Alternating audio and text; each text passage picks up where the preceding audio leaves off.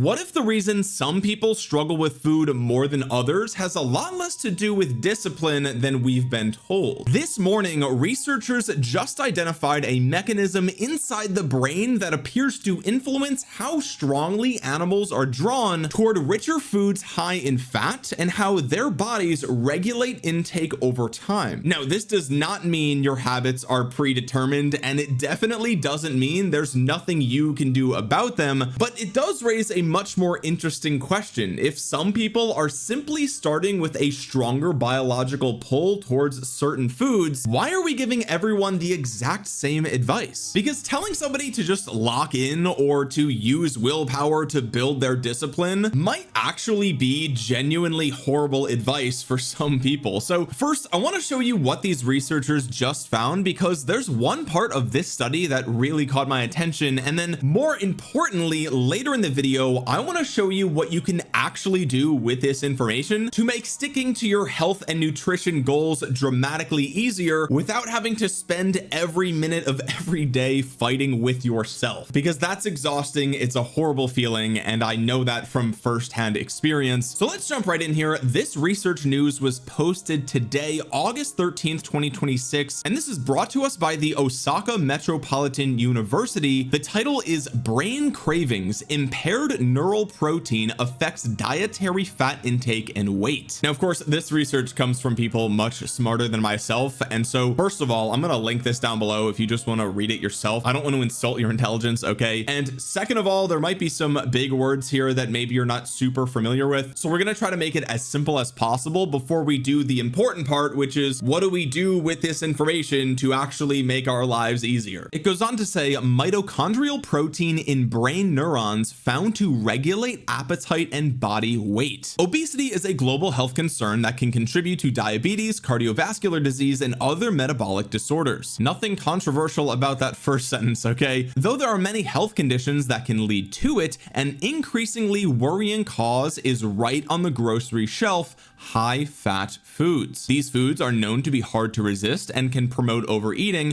For many, this can be mistaken as a stomach problem, but research has found appetite to be neurologically based. Despite this, the neural mechanisms linking the regulation of appetite and body weight to dietary fat intake remain unclear. So don't get confused, okay? This research is not the end all be all. This is not, okay, we figured everything out. This is just one small piece to the puzzle. So what did they actually find? Building on this food for thought, a research group led by Professor Shigenobu Matsumura, sorry if I mispronounced that, from Osaka Metropolitan University's Graduate School of Human Life and Ecology, investigated the role of optic atrophy 1, or OPA1 as they call it throughout the rest of this research, which is a mitochondrial fusion protein found in the hypothalamic MC4R neurons that help maintain mitochondrial function and energy metabolism. Now again, I don't exactly know what half that stuff is either, but as far as I can tell, what these researchers actually did is they selectively knocked out this OPA1 mitochondrial fusion protein in the MC4 expressing neurons in mice. And what they found was that these mice ate more overall. They also voluntarily consumed more soybean oil when it was available to them. They also gained more weight as they got older, and they developed obesity. Now, the other thing that was super interesting is that the effect was especially pronounced in the female mice. Now, really quick, this is only the second video on this channel, so if you made it this far into the video, please consider leaving a thumbs up on it. It's the only way that tiny channels stand any chance against the massive YouTube algorithm. YouTubers don't just say this, it really helps out the channel a ton. And to everybody that supported my first video, thank you, thank you, thank you. So again, just to be clear, OPA1 is a protein that helps the mitochondria inside certain brain cells function properly, and some of those brain cells happen to be involved in controlling appetite and body weight. These researchers essentially disrupted this protein specifically in those appetite regulating neurons and found something super interesting. The mice began eating differently, especially when it came to consuming fat. Now look, I know what you're probably thinking, right? These are genetically modified mice, so how does that actually involve humans at all? And that's a completely fair point. I don't want to skip over that, but what the researchers are suggesting here is that this biological pathway itself is highly relevant to us, even even as humans also have the MC4R neurons and pathways and OPA1, and MC4R is already one of the strongest established genetic regulators of human appetite and body weight. Pathogenic MC4R mutations are a recognized cause of severe inherited obesity in humans, largely through increased hunger or impaired satiety. In other words, two people can experience meaningfully different amounts of hunger and drive to eat because of biological differences in their brains, including genetic differences. That statement itself really isn't controversial anymore. That's almost common knowledge. So while this study was done on mice, what they were looking at was the pathway of the mouse consuming dietary fat, their brain detecting and responding to it. The MC4R neurons help regulate subsequent intake, and OPA1 helps those neurons function properly. So when the researchers disrupted OPA1, that regulatory system didn't work normally and the mice consumed more fat. So TLDR, scientists may have identified another brain mechanism that can influence how strongly an animal is driven to consume dietary fat. And if this mechanism operates similarly in humans, biological differences in this pathway could help explain why some people have a stronger drive to consume high fat foods than others. So genetics can absolutely predispose some people to experience greater hunger, weaker satiety, and have a greater tendency towards overeating. In other words, your cravings may be more biological than you think. I don't think that's a very controversial statement, really. I mean, I can think of times in my past, and perhaps you can as well, where you go out to eat with a friend or a family member and you both have a similar meal, and I'm left still feeling hungry after, or I'm hungry in like an hour or two, and they're totally fine. They're not thinking about food at all, right? So like, even anecdotally, I feel like this does make a lot of sense. And so if we operate as if this is the case for some people, then what do we actually do about it, right? Like, we can sit here and do these tests on mice all we want, but it's like, well, if we don't actually apply what we learn, then like, it's kind of just a waste, right? So I want to share with you 6 things that could help you if you're one of those types of people that just really craves high fatty foods, because frankly, I am one of them. And the first tip that I want to start with is making these super satisfying foods less available to you. This is one of the #1 things that has helped me cut out a lot of junk food, in particular high sugar and chocolatey foods that I simply just cannot resist. My #1 strategy, and this is going to sound so stupid, but it is literally don't buy it, right? Like, if I want a chocolate chip cookie and there are none in the house, now there is some amount of friction and resistance that I have to go through in order to acquire that cookie, right? I have to get in the car, or I have to walk down the block. I have to go to the store. I have to spend money. Maybe the store is closed if it's after like 9 p.m., right? And so if you have that strong desire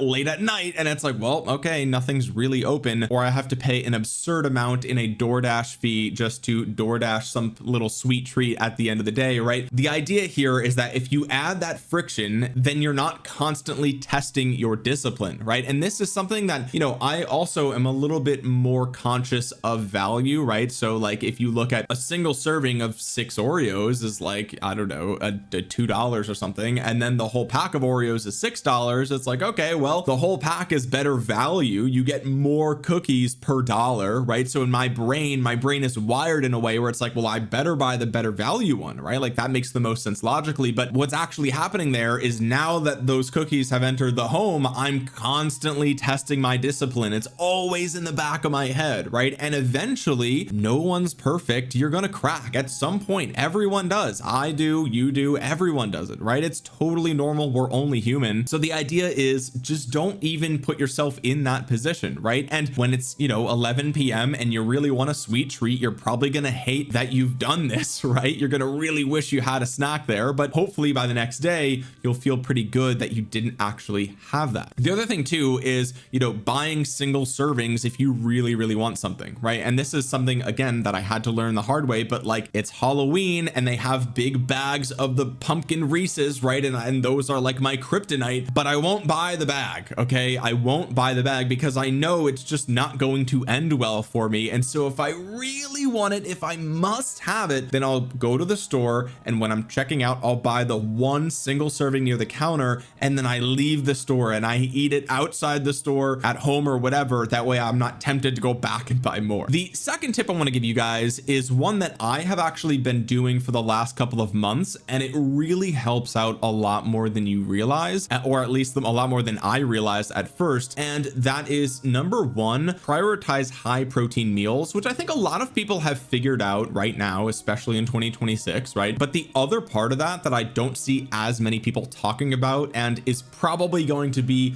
the next big wave of marketing that we see from these giant companies, is fiber. High fiber foods are insanely satiating. Now here's a little bonus tip for you guys, okay? But when I'm really dialed in and locked into my sort of healthy lifestyle change, I will track what I eat for most of my meals, and my breakfast this morning had 40 grams of protein and 7 grams of fiber, and that leaves me feeling super satiated for many hours. And again, I think a lot of people are on board with the protein thing. We now see protein added to like every possible thing ever. It's in chips, it's in Pop-Tarts, and half of that is all BS, by the way. Like, it's literally not a complete amino acid profile. It's literally just there to look good on the package. It's not really any healthier for you. But despite that, I still think that a lot of consumers are getting the message, at least, that protein is very important in your diet. And so while a lot of people may already know high protein diets are great for satiety, I think a lot of people are skipping on the fiber thing, and this was an absolute unlock for me to sticking to the meals that I really ought to be consuming. And one of the things that I found super helpful was when I have yogurt in the morning, I'll add some psyllium husk fiber to it, which you have to be super careful with how many grams you use, because if you use too much, it becomes like a thick paste. But when you get the ratio right and you put a couple of different flavorings in there, you know, some cinnamon, some maple syrup, and then you don't even really notice that it's there. And so without even thinking about it, I was able to increase the amount of fiber that I consumed this morning, and that really helps me get through to lunch or later in the day. Tip number 3 is gonna sound really lame, but it's just having a sort of lineup of relatively boring things that you default to eat for breakfast, lunch, or dinner. Because one of the things that I think a lot of people don't realize is that when they're super tired or unmotivated or whatever the case is, you kind of have decision fatigue, especially near the later end of the day. And so you want to just do whatever is easiest, right? And if you don't have a plan, if you don't have sort of a default that you can fall back to, then the easiest thing is probably going to be to, you know, DoorDash or Uber Eats something, or go pick up some takeout, or maybe microwave a couple of meals, or snack on some chips or cookies or whatever. And that's not a good default, right? But if you have a sort of system in place where you know, like, okay, every morning I have this high fiber cereal for breakfast, you don't have to think about it on your way to work. You don't have to think about what you should order. You don't have to think about what you buy at the grocery store. Those decisions are sort of removed because you already know in your brain, this is what I eat. This is what I have every day. And this is sort of like a almost a robotic way of living. And I'm not going to sit here and tell you that, you know, you shouldn't have variety in your life, right? We are humans. We are not robots. But if you do want to really lock in to that healthier lifestyle, at least for the first couple of weeks, I think it helps a ton to just have these boring default meals that you always resort back to, things that you enjoy but are healthy for you. One of the things for me and my girlfriend that we do a lot is we air fry salmon that we get from Trader Joe's. It's just something we both like. It's tasty, it's delicious, it's super healthy, high in protein, some healthy fats there. We don't have to think about it, right? And so every week when we go and buy groceries, like, we just pick it up, not because we're craving it that week, but just because we know, okay, at some point on, you know, Thursday or whatever, we're not going to know what to have for dinner. And so you look in the fridge and boom, there's the thing that we just make by default. And again, I want to be very clear here, like, variety is the spice of life, right? And so there's a balance that you have to strike here.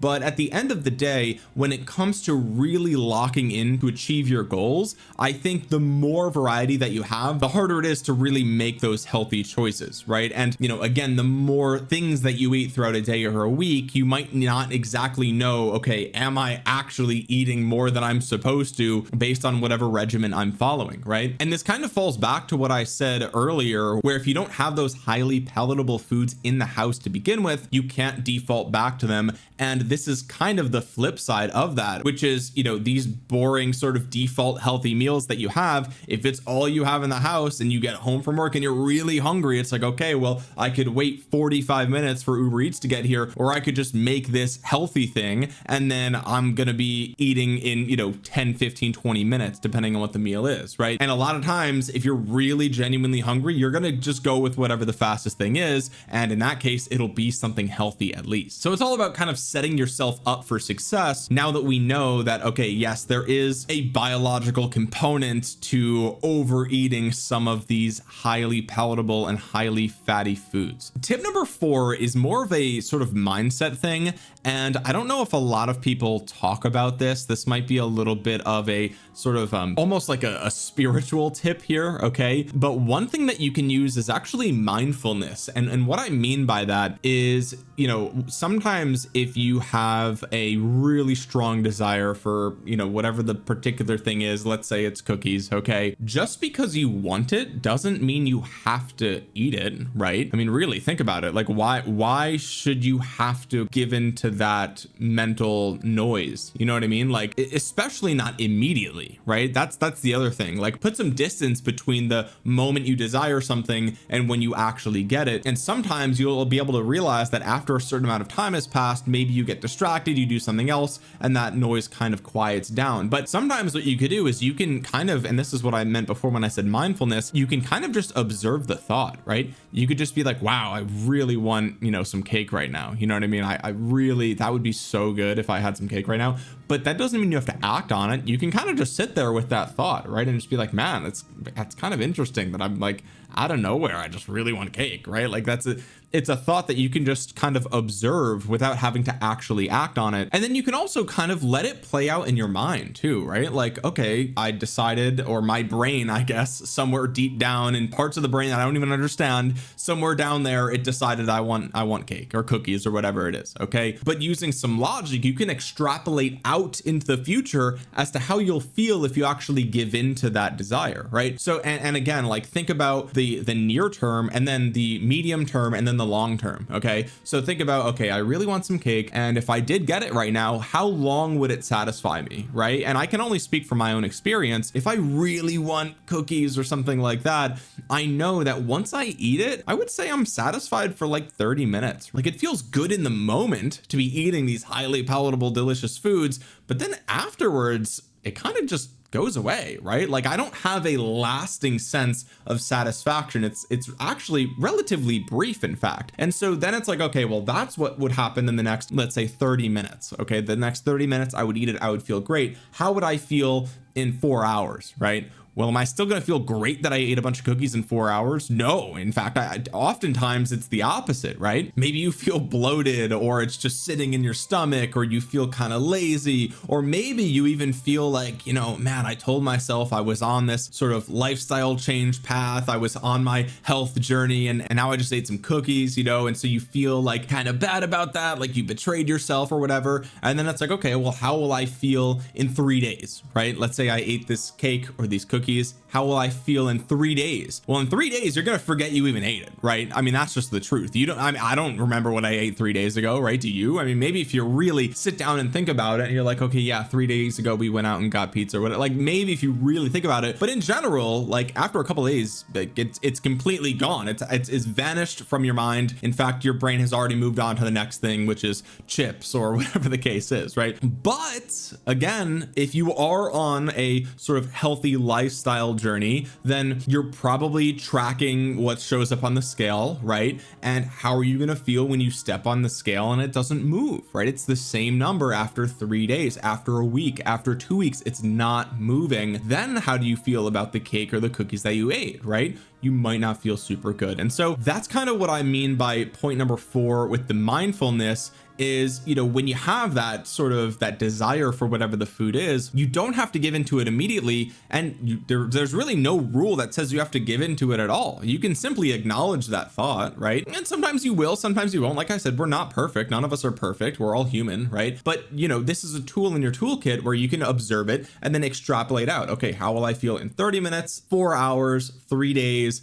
in a week or 2 weeks or whatever, right? Do that experiment every time And if you realize like, okay, well, out of all those time frames, the only one where I would feel good is in the next 30 minutes, well, then it's like, okay, well, maybe we shouldn't be living our life for the next 30 minutes, right? And sometimes you can, you know what I mean? Like, and again, nobody has to be perfect here, but in general, like, it's probably better to put those things off and save them for special occasions, a friend's birthday, or maybe just a treat at the end of a long week. Like, it doesn't have to be something insane, right? It doesn't have to be a once a year thing. Like, it could be, you know, once every couple of days, or, you know, every week, or whatever the case might be, a couple of times a month, but use that mindset trick. Okay, moving on to tip number 5, and this is also something that a lot of people don't really consider when they think about how much they want these highly palatable foods, right? And that is fixing your sleep schedule and how stressed out you are. These two things are super linked to how much you really want to eat highly palatable, fatty, delicious foods. Okay, and it makes sense because,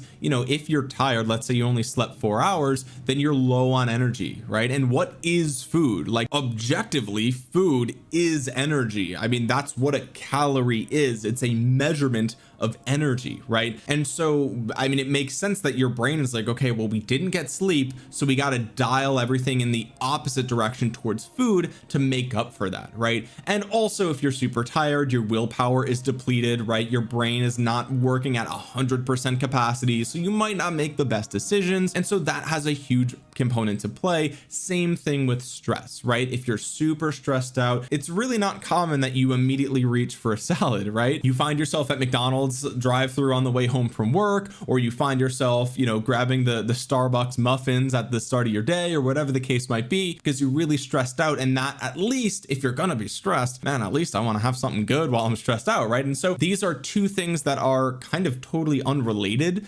to like what you're eating, but in other ways they're like actually completely linked without you even realizing it. And again, I can't understate the sleep thing. Like, if you really genuinely dial in your sleep and you get great restful sleep every day, that can move the needle way more than you realize. And tip number 6 is going to sound a little bit counterintuitive, which is why I saved it for last. But if you are on a sort of journey to improve your health and your lifestyle when it comes to what you're eating, what you should probably do is occasionally just factor those meals and foods and treats into your day or your week or whatever. Do it willingly. This is something that I do a lot actually with cookies. I really like cookies. And so what I do is I kind of try to plan my breakfast and my lunch, and to an extent my dinner. I try to plan my day around having a little bit extra room in my diet, basically, to fit in some cookies, right? Because I know myself, I know who I am, I know what I like, and I know that I'm gonna eat cookies no matter what. I know it, whether I want to or not. I know that I will inevitably give in to that. It's just gonna happen. I'm 31, almost 32. For my entire life, I've known that this is something that I love it, right? I love sweets, I love cookies, whatever. So instead of fighting with that, right, instead of white knuckling it every day and just grinding away and trying my hardest, fit it into your life if you can, if it's possible, and within reason. You know, like, I'm not sitting here telling you, okay, every 3 days go and order everything off the McDonald's menu, right? But having a little bit of those foods in your day or in your week can really move the needle when it comes to kind of toning down that food noise, right? It's like, okay, I don't need it because I have it, right? I get it. I get some of it at least. Maybe I wanted this much of it and I'm getting this much of it, but at least it's something. And it kind of just tempers that strong desire for some of these foods because you are allowed to have them. And again, we're only human. Everyone makes mistakes and everyone has different desires for different foods. So work with yourself, right? You are not your own enemy, right? It's all about figuring out how this will work for you as an individual and making sacrifices where you can and saying like, okay, well, you know, if I fit this in, then I'm gonna, you know, I'm gonna achieve my dream goal body. I'm gonna achieve that a little bit slower by incorporating these cookies. Okay, and that sounds unappealing, which, you know, that's a topic for a whole other video, the dream physique. Okay, it's not really it's not a thing. I mean, I guess it is, but again, that's a topic for another video. But the point is, like, a lot of people look at that and they say, okay, well, if I fit these treats into my lifestyle, then it's going to take me so much longer to achieve my goal, right? And that's true, but the truth is that it might actually be the difference between achieving it eventually and never achieving it at all. And the reason for this, and I think I mentioned this in my last video, the reason for this is because what ends up happening if you white knuckle these lifestyle changes and you really just grind it, you grind through with willpower, right? You think you're doing great. You're 2 weeks in, you're 3 weeks in, you think you're doing fantastic, and you're saying like, man, you know, I've been working so hard, I've been white knuckling it this whole time, and this is easy. I'm gonna get this done. This is the year,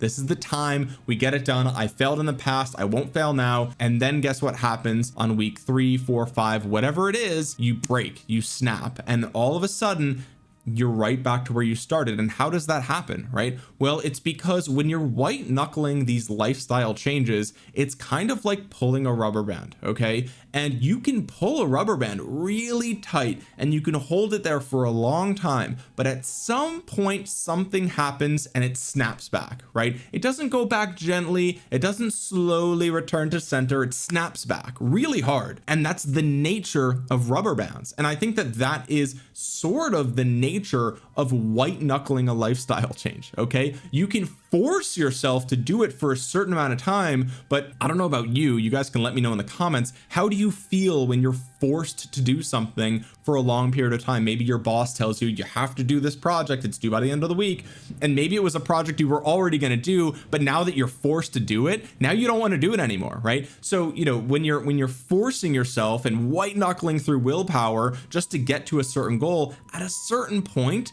you run out of willpower, you're exhausted, maybe you get sick. This happens to me sometimes. I'll get like a sore throat and a fever, whatever, and then when that happens, well, okay, now everything's out the window. Now I'm just eating whatever's palatable because I feel so horrible, right? And then all of a sudden I realize like, well, wait a minute, I was sick 3 weeks ago and I'm still eating horrible, right? Like it happens, right? It happens. We're only human. And so my point is, eventually something out of your control is going to happen and you're going to snap right back, and that feels horrible. But if you are able to incorporate some amounts of these highly palatable foods that you really love, if you incorporate them into your day or into your week or whatever the case is, yes, you'll achieve your goal slower, but you're not white knuckling it as much. You're not pulling that rubber band as much, right? It's way more manageable in the long term. And that's really the measurement of a successful lifestyle change, right? It's not the speed with which you get somewhere, it's whether or not you actually get there in the first place. And then, and here's the part nobody wants to talk about, maintaining that, right? Because a lot of times people achieve their goal, but after a year they've lost all their progress, right? Because something happens, they go on vacation, and then it's a birthday, and then it's the holidays, and then boom, boom, boom, okay, now it's 4 or 5 months later, and all of a sudden you're right back to where you started, right? And it happens without even realizing it. But maintaining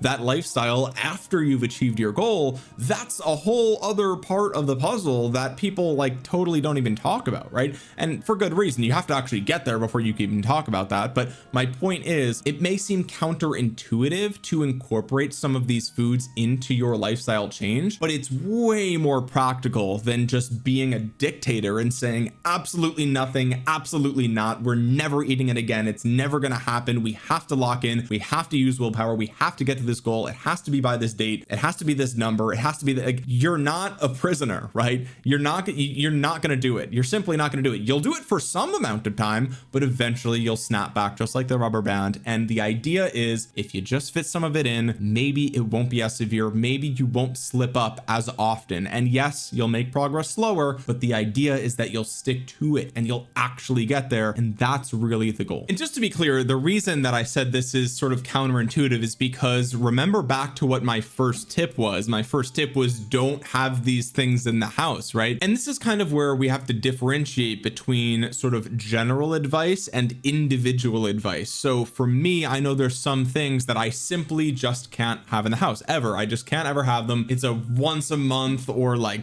3 times a year type of treat. Okay. And then there's cookies, and I can have cookies a couple of times a week and I'm fine with it. I can fit that in, you know? And so that's kind of the difference here, where like, I'll give you an example. For me, Domino's pizza seems to be an absolute progress shattering event for me every single time I have Domino's. I order the pepperoni pizza with jalapenos, and I get the stuffed cheesy bread with the feta and spinach, and it's just, it is so good. And then what happens the next day? I feel like I feel that pull, right? I really want to get something else that is not conducive to achieving my goals, right? And I kind of fall off the wagon, and next thing you know, it's been 2-3 months, and it all started with that one Domino's order. Okay. And so that's kind of where you have to learn yourself. And when you do make some slip ups, right, when you do have these little blunders, which you will have, like I said, we all have them, the idea is to turn that into a win, right? What you can say is like, okay, yes, this did not go as planned, but now I know that this is something that, okay, I can't fit this into my week. It's not something I can have weekly, because it's going to mess everything up, right? And you kind of have to learn those things and learn what it is about you for yourself, and try to figure out where you can make compromises, right? So for me, the Domino's is a no-go, but the cookies, I can fit those in. For you, it might be something else completely, right? It might be, okay, I can have, you know, a couple of chips every day, but if I get McDonald's on the way to work for breakfast, like that's gonna absolutely crush me, right? And so that's kind of why I saved this tip for last, because it is extremely helpful, but it comes with, you know, you have to build that knowledge base for yourself as an individual. I can't sit here and tell you like, okay, these are things you can have, these are things you can't have. That's not realistic. Anyway, if you made it all the way to the end of the video, please consider dropping a thumbs up on it. It really does help out the channel a ton. This is a tiny channel, so all the engagement helps. And if you want more videos like this, make sure you subscribe down below.